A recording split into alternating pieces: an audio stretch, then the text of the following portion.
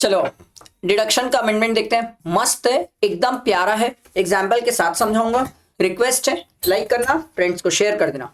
और ये amendment sheet मैंने ऑलरेडी शेयर कर दिया यार, मतलब बहुत सारे स्टूडेंट मैसेज कर रहे हैं सर अमेंडमेंट शीट चाहिए। अरे भाई पहले ही शेयर कर दिया, बोला था May 26 वाला ग्रुप ऐड कर लो टेलीग्राम और व्हाट्सएप ग्रुप में, तो सर आपको सब मिल जाएगा। पर कुछ लोगों को तो मजाक लगा। अब ध्यान दे दो सर ये अमेंडमेंट में क्या है अमेंडमेंट और क्या है कहानी। अरे बड़ी प्यारी कहानी है यार, बड़ी मजेदार कहानी है सर, और मस्त है। ध्यान से सुनना समझना सर। अभी तक हम जो पढ़े थे ATCCD 1B में होता ये था कि मैं अगर अकाउंट में पैसे डालता था तो मुझे 50,000 के एडिशनल बेनिफिट मिलते थे। हाँ मिलते थे सर, उसमें नई बात क्या है सर। सर मैंने अगर अपने बच्चे के नाम पे NPS वात्सल्य में पैसे डाले, सर ये ऐसा कुछ होता है? हाँ बच्चों का NPS वात्सल्य होता है सर, ठीक है होता है, आप गूगल कर लेना, सर्च कर लेना। NPS वात्सल्य में मैंने अपने बच्चे के नाम से ATCCD में पैसे डाले सर। क्वेश्चन ये था, मैं जब डालता हूं तो मुझे 50,000 का एडिशनल बेनिफिट मिलता है। मेरे बच्चे के लिए जब मैंने डाला सर, तो क्या मेरे बच्चे के लिए भी मुझे अलग से 50,000 मिलेगा? सरकार बोली ना। मैं बोला चलो ठीक है, दुखी तो हो गया मैं बोला सुनो ना, मैं NPS वात्सल्य में पैसा डाला 30,000 और मेरे बच्चे के लिए भी 30,000 डाला। सरकार बोली हमसे क्या चाहता है? बोला आप बात नहीं समझ रहे हो, मैं 30,000 डाला, मेरे को आप एडिशनल कितना देते हो? 50।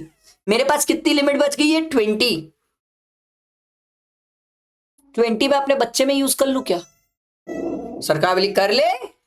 ये हुई ना बात, यही इन्होंने किया सर, यही अलाउ किया सर। देखो, the deduction shall be allowed where any payment or deposit is made to the account of the minor under the pension scheme by the SSC being a parent or guardian of such minor subject to the condition that the aggregate amount, भैया जी यही तो याद रखना है, aggregate amount of deduction shall not exceed 50,000 sir. Aggregate. चलो और इसका example देख लेते हैं यार, एग्जाम्पल देखते हैं ना तो मजा आ जाता है सर। कहाँ है एग्जाम्पल? ये देखो सर, मिस्टर अर्जुन करके थे जिनकी एज 35 ईयर्स है सर, जिनकी gross total income 8 lakh rupees है, ठीक है sir. He page 40,000 is own account, NPS Tier 1 में डाले सर, ठीक है 40,000 एंड 30,000 अपने 10 साल छोटी बेटी के लिए डाले सर NPS वात्सल्य में। अब अगर पुराना लॉ देखो तो पुराना लॉ बोलता था सर मैं तो सिर्फ 40,000 अलाउ करूंगा जो उसके पापा का है।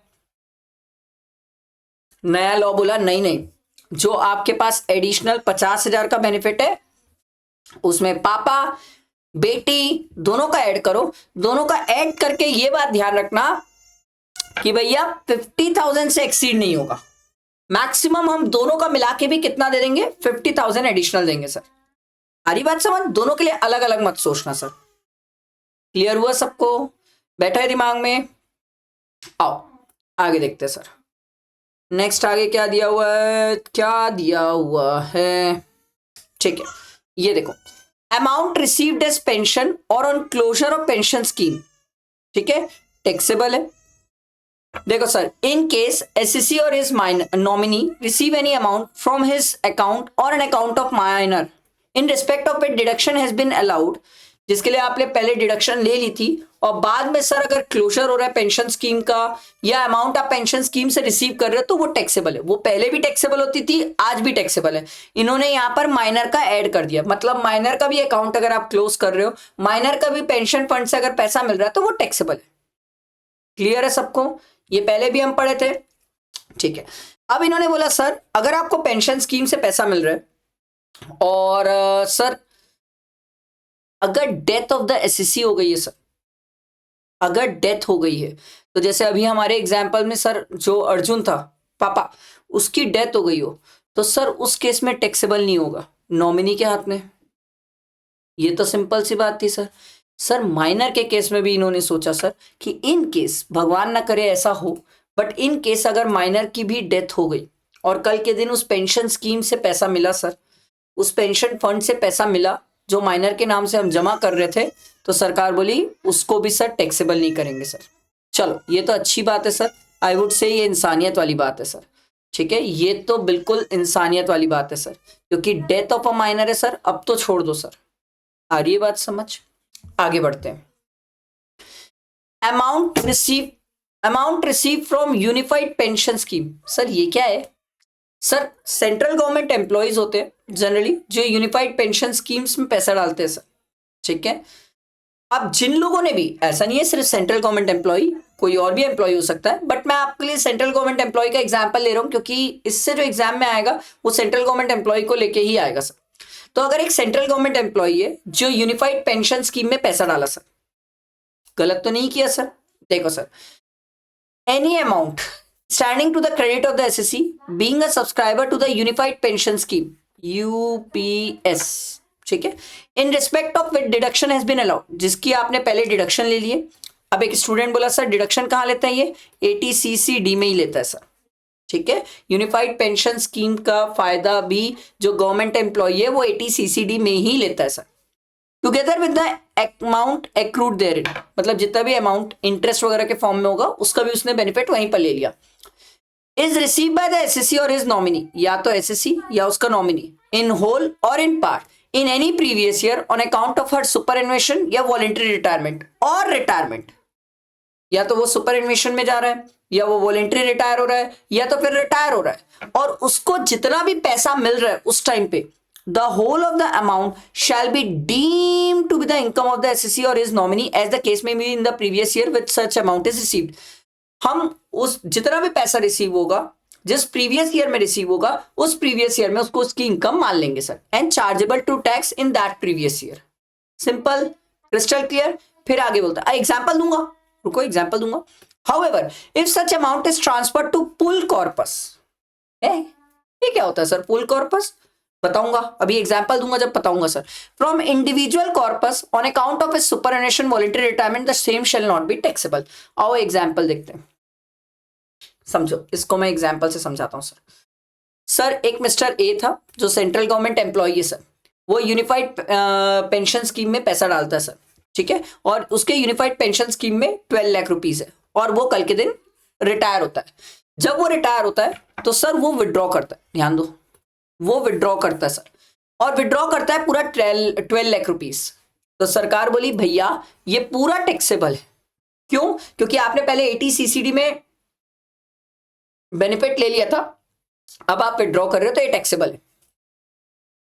तो वो एम्प्लॉय बोला ये भाई मेरे को विड्रॉ नहीं करना है, मेरे को पुल कॉर्पस में ट्रांसफर करना है। तो एक आदमी बोला अबे ये क्या होता है पुल कॉर्पस में ट्रांसफर? पुल कॉर्पस वो होता है सर कॉमन पेंशन फंड होती है, जहां पर बहुत सारे लोगों का मिला के कॉमन पेंशन फंड बनाया जाता है। इंडिविजुअल कॉर्पस फंड अलग होता है, पुल कॉर्पस फंड अलग होता है। ये जो यूपीएस पढ़े ना सर, यूनिफाइड पेंशन स्कीम, ये इंडिविजुअल की है। पुल कॉर्पस बहुत सारे लोग मिलकर पेंशन फंड स्कीम बनाते हैं, वो होता है पुल कॉर्पस। ये आदमी पैसा विड्रॉ नहीं कर रहा है, अपने पैसे को पुल कॉर्पस में ट्रांसफर कर रहा है। सरकार बोल रही है अगर आप ये 12 लाख ट्रांसफर कर दिए तो एग्जेप्ट। समझ आई बात? प्यार से सेंट्रल गवर्नमेंट एम्प्लॉय को बोलना यूनिफाइड पेंशन स्कीम में पैसा डाला है उसको विड्रॉ मत कर, विड्रॉ करेगा तो पूरा टैक्स लग जाएगा, विड्रॉ करने के बदले पुल कॉर्पस में डाल दे तो एग्जेप्ट हो जाएगा।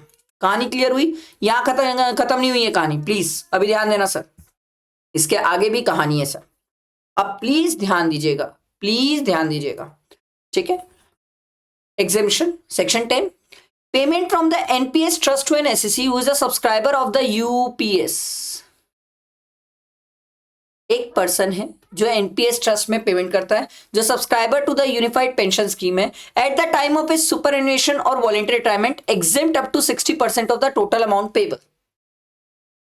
मैं दो बार एक ये वाला पढ़ रहा हूं और एक ये वाला पढ़ रहा हूं, फिर दोनों को एक साथ समझाऊंगा सर, फिर एक साथ समझाऊंगा। Any sum received as lump sum amount as per clause this of the department of finance services by an SSC as a subscriber to the unified pension scheme shall be exempt.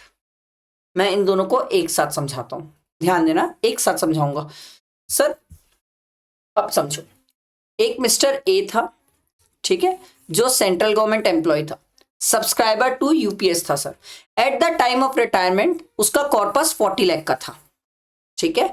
Eight the time of retirement उसका corpus कितने का था? 40 लाख का था। तो sir उसने decide किया कि वो 60% विड्रॉ कर लेगा।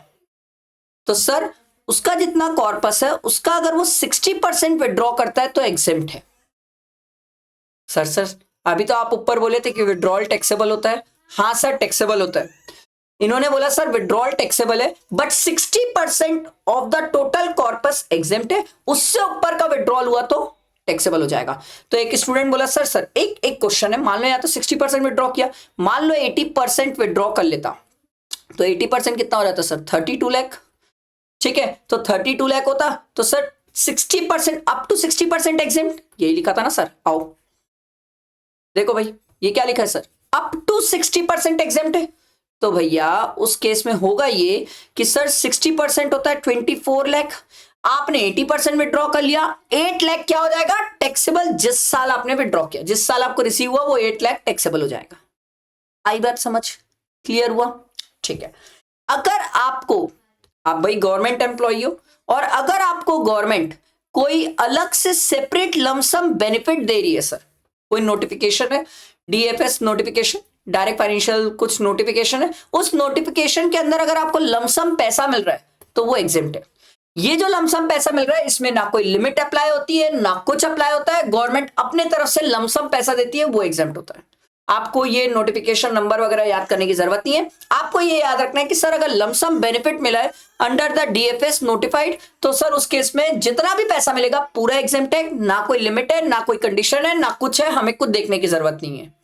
आई बात समझ? आई होप क्लियर हुआ होगा। एक पॉइंट और था सर, सर ये वाला पॉइंट सर एनपीएस वत्सल्य अभी तो समझाया था सर, माइनर के केस में एनपीएस वत्सल्य समझाया था सर कि 25% of the total amount payable है तो एग्जेम्प्ट अप टू 25% है, उससे ज्यादा हुआ तो एक्सेस जितना है वो टैक्सेबल है। ये वही वाला पॉइंट है सर जो मैंने आपको पहले ऊपर एग्जांपल में समझा चुका सर, समझ आया?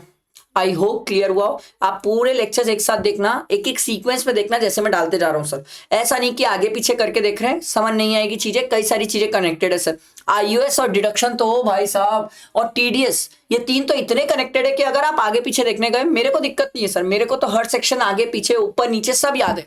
याद आपको रखना है, याद आपको रखना है तो दिमाग में आपको बैठाना है, आपको चीजें याद रखनी है। आई बात समझ? ये मेरे ख्याल से हमने डिडक्शन का खत्म किया सर, इसके बाद टीडीएस टीसीएस के अमेंडमेंट्स करेंगे सर। लाइक करना, फ्रेंड्स को शेयर करना, ठीक है।